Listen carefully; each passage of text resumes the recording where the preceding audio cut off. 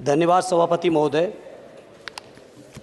18वीं लोकसभा के निर्वाचन के बाद और इस नए संसद भवन के बनने के बाद आज मैं पहली बार बोलने के लिए खड़ा हुआ हूँ। आपने मुझे मौका दिया, उसके लिए बहुत बहुत धन्यवाद देता हूँ। सभापति जी, सबसे पहले श्रद्धेय नेताजी को मैं नमन करना चाहता हूँ, जिन्होंने अपने संघर्ष, अपनी हिम्मत, साहस और अपने पूरे जीवन की तपस्या समाज के उत्थान के लिए, देश और उत्तर प्रदेश की तरक्की के लिए और समाज के हर व्यक्ति की तरक्की और खुशहाली के लिए उन्होंने जो अपना पूरा जीवन समर्पित किया है, सबसे पहले मैं आपके माध्यम से उनको नमन करना चाहता हूँ। माननीय सभापति महोदय, श्रद्धेय नेताजी ने हम लोगों को अपने समाजवादी विरासत में इंसाफ और इंसानियत, न्याय और हक की लड़ाई करना सिखाया है। उस लड़ाई को हम लोग बखूबी अपने नेता आदरणीय अखिलेश यादव जी के नेतृत्व में शानदार तरीके से उस विरासत को न केवल लड़ रहे हैं, बल्कि नेताजी के हर सपने को पूरा करने तक हम लोग चुप बैठने वाले नहीं हैं। सभापति महोदय, बजट एक व्यापक विषय है और जब इस विषय के बारे में सोचते हैं तो समझ में नहीं आ रहा कि कहाँ से शुरू करें, क्योंकि देश में आज कोई वर्ग नहीं बचा है। कुछ चुनिंदा उद्योगपतियों के बारे में बात नहीं करूंगा, लेकिन देश के 140 करोड़ लोगों में से कम 95% लोग ऐसे हैं जो आज पूरी तरह से बर्बाद हैं। एनडीए की ये सरकार 11वां बजट पेश कर रही है, लेकिन इस 11वें बजट के बावजूद अगर मैं देखता हूं तो समाज की जो गरीबों के लिए सबसे ज़्यादा ज़रूरी चीज़ें हैं, स्वास्थ्य का है तो स्वास्थ्य 2023 और 24 में बजट घटा दिया है। किसानों का बजट जहां यूपीए के सरकार के समय 2014 तक 5.5 था, वहीं 24 आते आते ये 3.15 रह गया है। शिक्षा का बजट जहां 2013 में 4.77 था, आज 23-24 आते आते ये 2.5% रह गया है।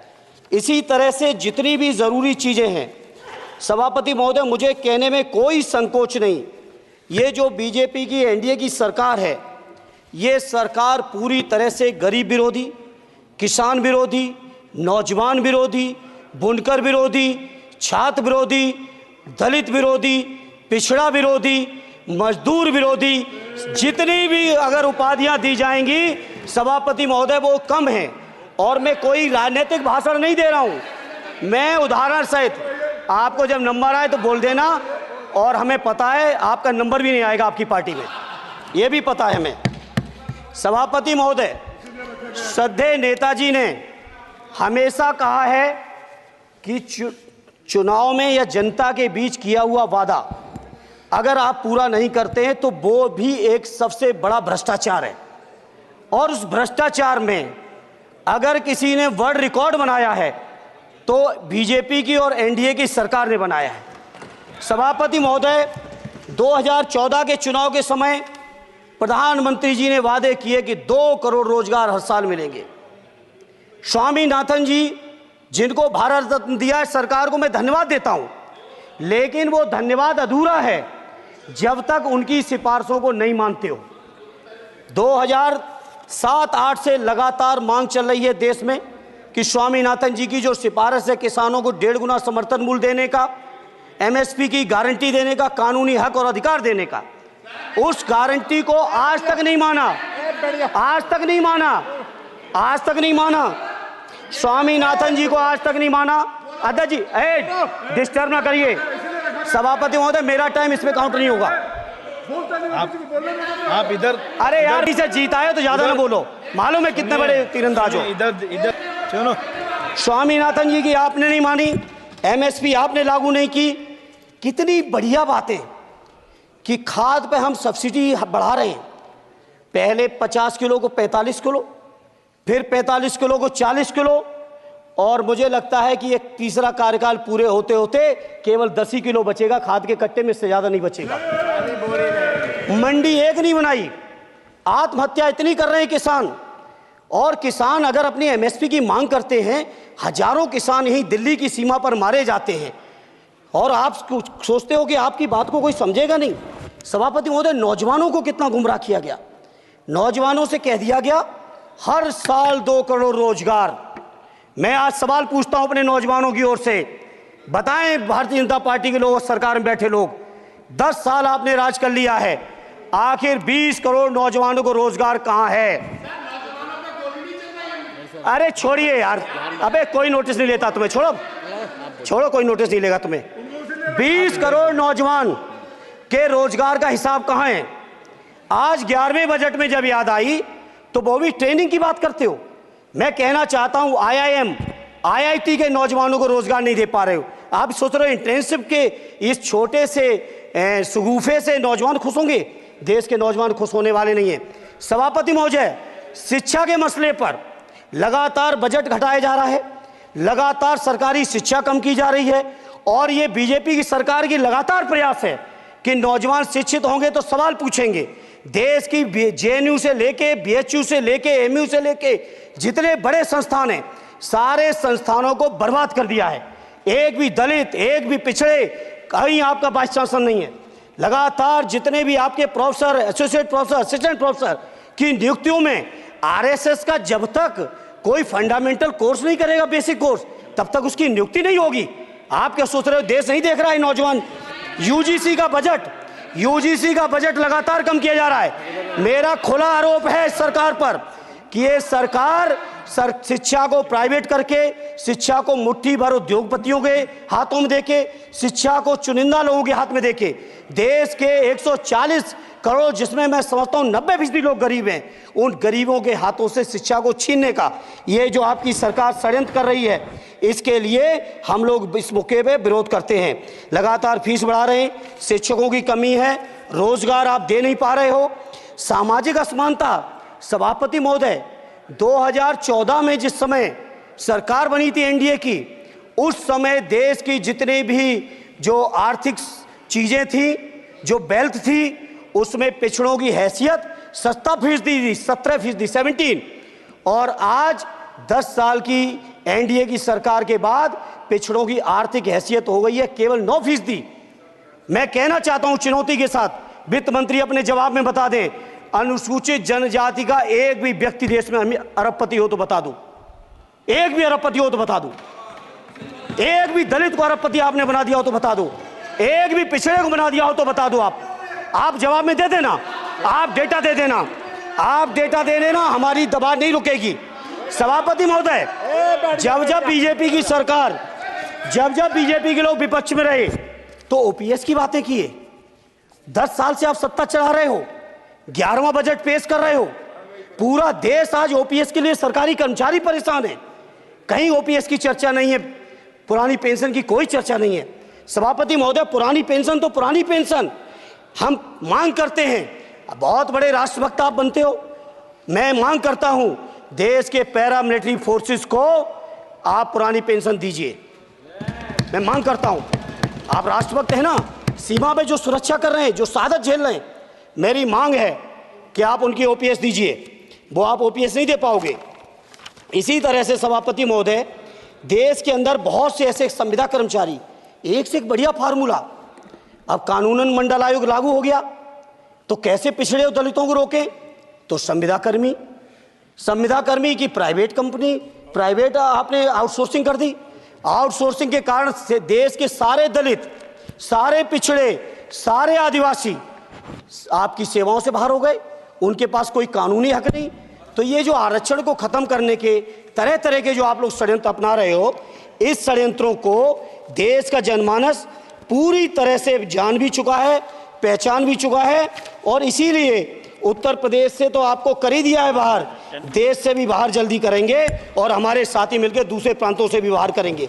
इसी तरह सभापति महोदय, हम मांग करते हैं, आप सोचिए, उत्तर प्रदेश अकेले के अंदर, देश के हालात मुझे नहीं पता और बदतर होंगे, अकेले उत्तर प्रदेश में 1000 से ज्यादा शिक्षा मित्र आत्महत्या कर चुके। सभापति महोदय, कोई सरकार के कान पे जू नहीं रेंग रही है, किसान आत्महत्या कर रहे हैं, इन्हें कोई मतलब नहीं, अनुदेशकों को तनख्वाह नहीं मिल रही है समय से, कोई मतलब नहीं, आंगनबाड़ी महिलाएं परेशान हैं, इनको कोई मतलब नहीं। सभापति महोदय, आपकी आशा बहुएं आपकी ये रसोइया महिलाएं, आपकी आंगनवाड़ी, पंचायत सहायक, रोजगार सेवक, मैं समझता हूं सभापति महोदय यहाँ बैठे हर सदस्य के पास इनके क्षेत्रों का ये डेलीगेशन जरूर मिलता होगा और मांग करता होगा कि कम से कम हमारा मानदेय बढ़ाया जाए, हमें स्थायी किया जाए।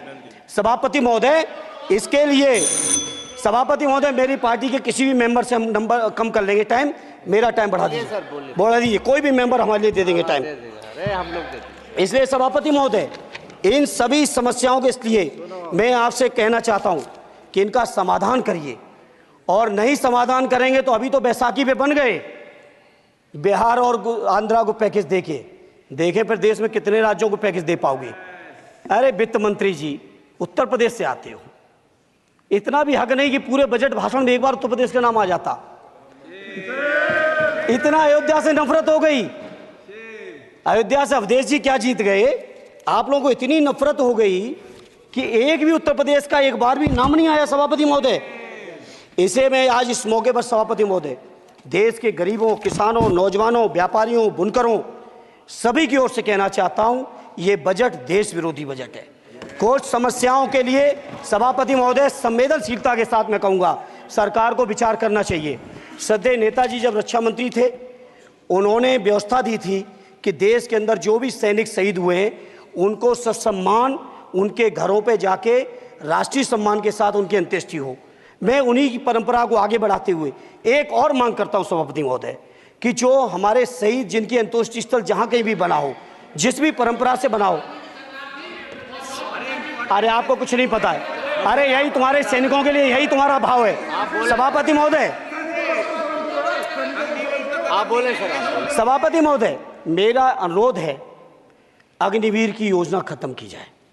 ये 4 साल के सैनिक से देश की उतनी मजबूत रक्षा नहीं हो सकती। नौजवानों को गुमराह करके केवल 4 साल, उन्हें दो ना 60 साल तक रिटायरमेंट, 4 साल बाद वो कहाँ नौकरियां ढूंढेंगे।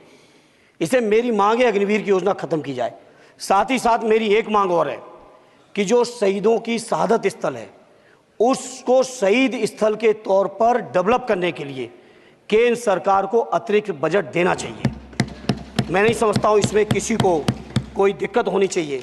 इसी तरह सभापति महोदय, बातें बहुत लंबी लंबी की जाती हैं, थोड़ा सा मैं अपने क्षेत्र के बारे में कहूँगा। आदरणीय हमारे नेता माननीय राममूर्ति वर्मा जी ने भी कहा है, माननीय लालजी वर्मा जी ने भी, जो बाढ़ की समस्या है, जो समस्या बिहार में है नेपाल से पानी छोड़ने की, वही समस्या उत्तर प्रदेश की भी है। और विशेषकर पूर्वी उत्तर प्रदेश में अगर आप चलिए तो खीरी से शुरू करेंगे, पीलीभीत खीरी से लेके पूरा आप चले जाइए और एकदम कुशीनगर बॉर्डर तक, बिहार बॉर्डर तक पूरी की पूरी समस्या है। घाघरा जब आती है तो मैं समझता हूँ इन जिलों के लाखों लोगों को तहस नहस करके चली जाती है। जितना विकास होता है सभापति महोदय, बरसात के समय वो सारा का सारा विकास पूरी तरह से खत्म हो जाता है। इसलिए मेरी मांग है केंद्र की सरकार से कि बजट आप पास कर रहे हो तो कम से कम उत्तर प्रदेश से इतनी नफरत ना करो। 2 बार तो उत्तर प्रदेश की दम पे ही बैठे थे, और तब भी ये वित्त मंत्री जी हंस रहे हैं, इनके यहाँ भी आता है, बाढ़ तो जाती होगी महाराज, बसता तो नहीं होगा, कुशीनगर बसता नहीं होगा, आपका मऊ बसता नहीं है, आजमगढ़ बसता नहीं, अम्बेडकर नगर बसता नहीं, बहराइच बसता नहीं, खीरी बसता नहीं, श्रावस्ती बसता नहीं, पीलीभीत बसता नहीं, बलिया बसता नहीं है, कुशीनगर बसता नहीं है, गोरखपुर बसता नहीं है। इतने जिले तो हमारे उत्तर प्रदेश के प्रभावित हैं। तो बिहार की तरह से एक विशेष पैकेज हमारे उत्तर प्रदेश के लिए भी दे दो। कम से कम इतना तो कहने की हिम्मत रखो, केवल चीखने के लिए बैठे हैं सब के सब। सभापति महोदय, दूसरा एक मैं बात, हमसे पूर्व जो सांसद रहे हमारे आजमगढ़ के, बड़ी लंबी लंबी बातें की, गोरखपुर से आजमगढ़ होते हुए बनारस तक का हमने रेलवे लाइन स्वीकृत करा दिया। सभापति महोदय, मैंने जब पता किया अधिकारियों से तो सच्चाई ये है कि अभी उस पर एक भी पैसे का बजट का आवंटन नहीं है, नहीं है बजट का आवंटन। हाँ, आज आप ही ने तो पेश किया बजट, आप ही तो साइन किए हो, निर्मला जी ने तो किया नहीं होगा, आप ही ने किया होगा। तो सभापति महोदय, उस पर बजट भी आए, उस पर बजट भी आना चाहिए। दूसरा सभापति महोदय, ये जो समस्या है बाढ़ वाली, मैं समझता हूं कोई अकेले मेरी नहीं है, मेरे अकेले क्षेत्र की नहीं है। जो भी संवेदनशील व्यक्ति होगा इस पर जरूर गंभीरता से सोचेगा, उसको सोचे। इसी के साथ मैं अपनी पार्टी की ओर से इस जन विरोधी बजट का पुरजोर विरोध करता हूं। बहुत बहुत धन्यवाद। अगर आप ये वीडियो YouTube पर देख रहे हैं तो हमारे चैनल को सब्सक्राइब करें और बेल आइकन को दबाना ना भूलें। अगर आप Facebook पर ये वीडियो देख रहे हैं तो हमारे पेज को लाइक करें।